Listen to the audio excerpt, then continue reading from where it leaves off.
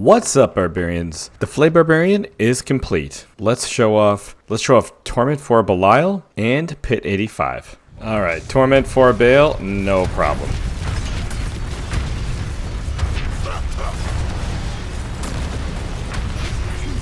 You can solo this or do this with other people. And if you do this with other people, you will be contributing. As you see, he is almost dead.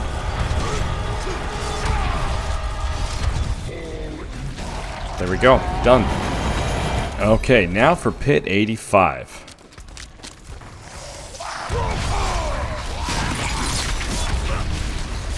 Okay, bit of a sharp start there. I have to put on an incense. Okay, here we go.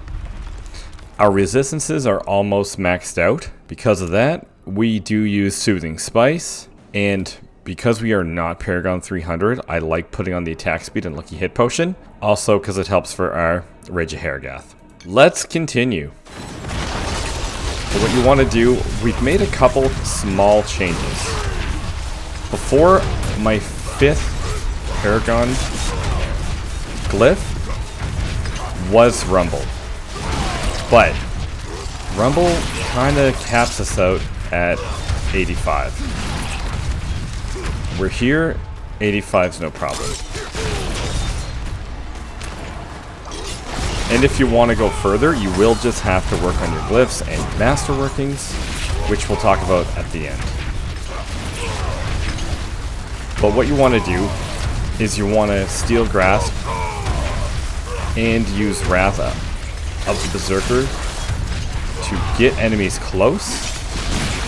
And then, once you do that, then we hit Warcry.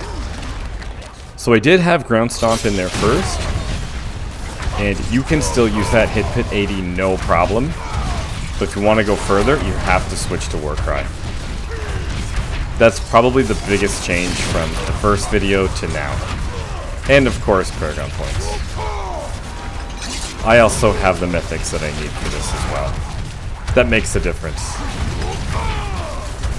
But I love this build. This is the best.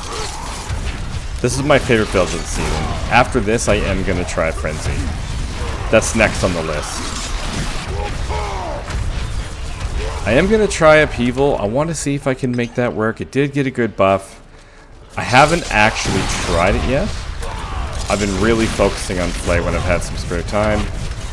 It is summertime though, so I haven't been playing as much as I would like to.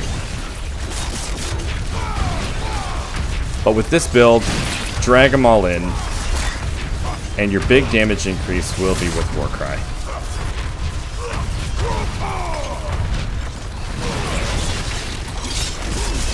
And we do use 3 Haragic Gems, which are also really good for this. So as long as you have the 2 Mythics, the Harlequin Crest and the Ring of Starless Skies, you will be able to hit Pit 85 no problem. But to go further than Pit 85, you'll really have to focus on masterworking and making sure that those 25% hit specific stats. And then you'll have to also use like your 3 instances and really try to min-max things.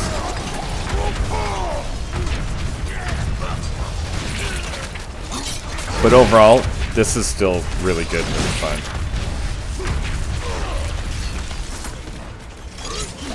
It's nice that Bleed is now like an A tier build.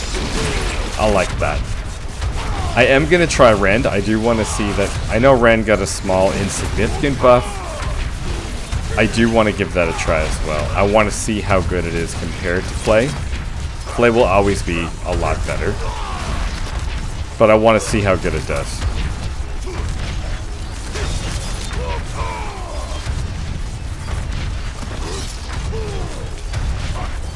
And we have taken off most of our damage tempers, and we've placed them with critical strike tempers.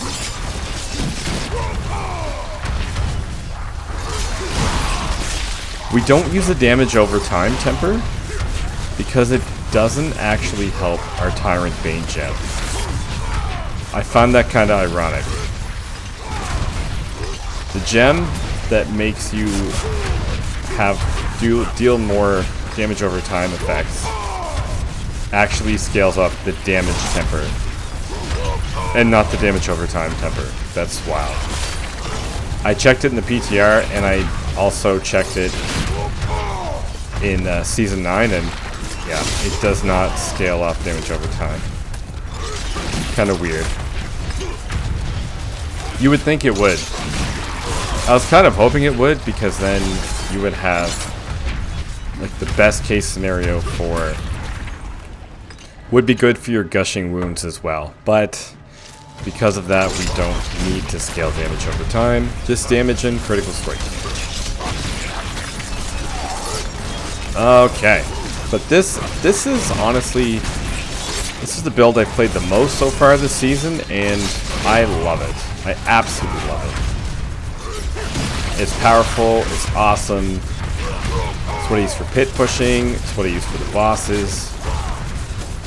It's not very good in strong rooms though. I find strong rooms, it kind of lacks a little bit, because when everything has to die, you gotta hit rupture, just kind of make sure things are dying. Other than that though, this build is fun.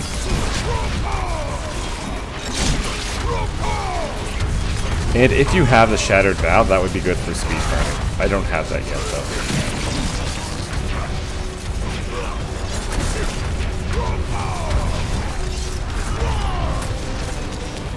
Walk away for a minute. So when he is staggered, the end of the stagger, always go for a rupture.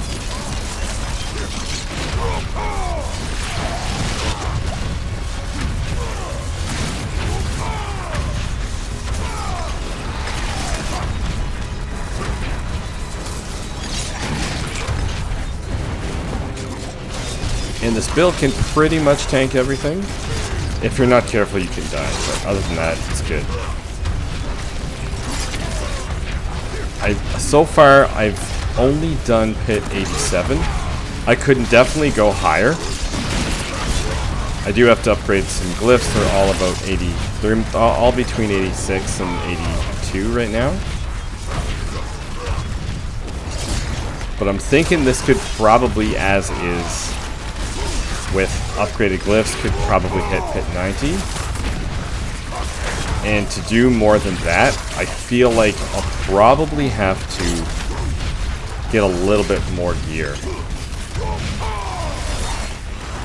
Alright, let's take a break when she comes around here.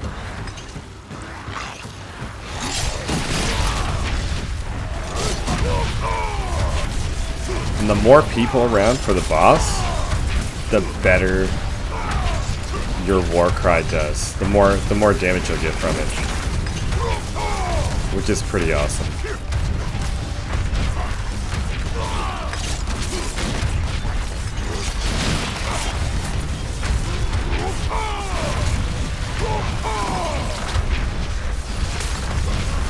Okay. Done. Pit 85 complete. Love this build. Absolutely love it. In the helmet, we have the Harlequin Crest. If possible, you would want a greater affix on maximum resource and max life. Rage of Hergath. The other greater affix we want would be for critical strike chance. And make sure your lucky hit is as close to 60% as possible. Then we have the Gauntlets of Intercom. You can use Intercom, Conceited Aspect, or the Vehement Brawlers. It all depends which has the highest multiplier. My Vehement Brawlers is like 28. Conceited is at 30. This is just a little bit higher than 30, so I'm using Intercom. And if possible, you want your Masterworking to hit on critical strike chance. And instead of the damage temper, if you have 100% critical strike chance, make that critical strike damage. Then we have the aspect of Might. You could use this or Bocathos. Bocathos does give you a little bit more damage reduction, but I just like basic better. It's just a personal preference. Either is great. On the pants, it's mandatory to get max life and ranks to Flay. Then we have the Hooves of the Mountain God. This is an awesome piece. You're looking for greater affix on Belligerence and then basic attack speed. And you want all of your Masterworkings to hit Belligerence. Here we have the Earthquake aspect, and I had a double Greater Affix. Unfortunately, it was just damage. If this wasn't a GA on damage, I wouldn't have used it, or I wouldn't have left the damage temper on there. But a Greater Affix on damage isn't the greatest, but also isn't the worst, because your Tyrant's Bane gem does scale off damage. And here we have a double masterworking on Flay duration. This makes all the difference in the world. In order to push this build further, that's what you really are going to be looking for, is your masterworkings to hit properly if you want to min-max this build. And for both tempers, you want Flay duration and critical strike damage, with strength, max life, and critical strike damage instead of just damage. Here we have the aspect of Moon Rising.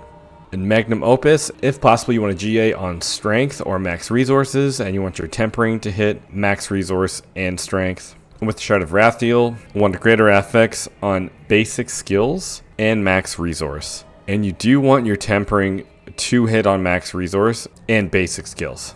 The Ring of Starless Skies. Love this ring. Excellent with the Shard of Rathiel. Unfortunately, our masterworking did hit on core skills, but I'm going to use this for other builds, so I decided to keep it. If you are only going to use Flay, you want it on critical strike chance and attack speed. The Greater Affix of Lucky Hit is good for bleed because of the Rage of Haragath. Then we have the Ring of Adaptability, and I don't have this in my amulet because we are using the aspect of the Iron Warrior. You want strength and critical strike chance. A GA on critical strike chance would be great as well. And you do want one with resource generation and critical strike damage for your tempers.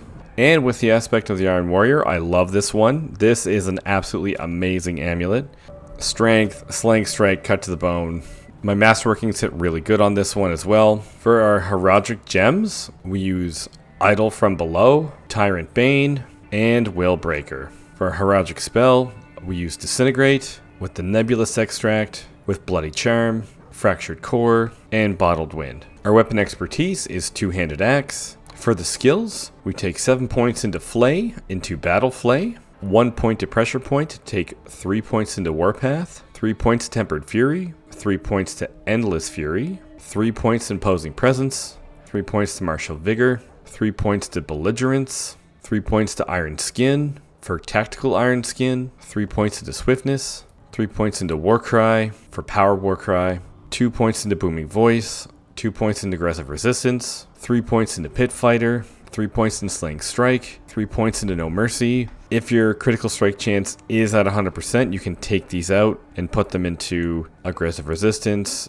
Booming Voice, and Guttural Yell. 7 points into Rupture. For Warrior's Rupture, 3 points into Cut to the Bone, 3 points into Steel Grasp. For Fighter's Steel Grasp, 1 point to Thick Skin to get 3 points into Counteroffensive. And I have 5 points into Wrath of the Berserker for Supreme Wrath of the Berserker. You could take out 2 more points here just to make it 3 and put the points into Aggressive Resistance and Booming Voice, or into Invigorating Fury. And our key passive is Gushing Wounds. For your arsenal selection system, make sure both Flay and Rupture are on dual wield. For your Paragon board, your first glyph will be Ambidextrous. Second board is Warbringer, where we put Wrath. Third board is Hemorrhage, where we use Disembowel. Our fourth board is Blood Rage, where we use Challenger. And our final board is Weapon Master, where we take Martial. We did take Rumble first, but now Martial does work better, as we have a Shout, and it also gives us bonus for our Max Fury, which helps our Magnum Opus. That is the Flay Barb. As we increase our glyphs, we should be able to hit Pit 90 and above. But in order to go higher, we do need to swap out this damage temper for critical strike damage. And we do need to get our critical strike chance to 100. And I also need to get another mace that has critical strike damage instead of damage. And if possible, a Magnum Opus with a greater affix on strength or max resource. There are some little changes that we could make to push this further, but overall it can still clear everything in T4. You can solo any boss, no problem. This is a very powerful build, and I love it. I did forget to go over the runes. We use Lith Tech, Yule Lum.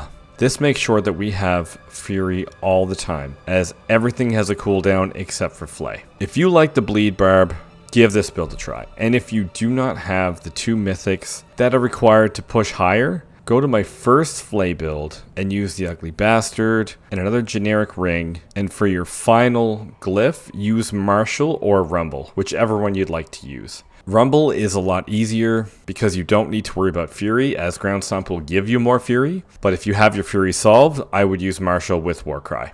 Alright guys, thanks for watching. Up next will be Frenzy. Thanks for watching, and I'll see you guys next time.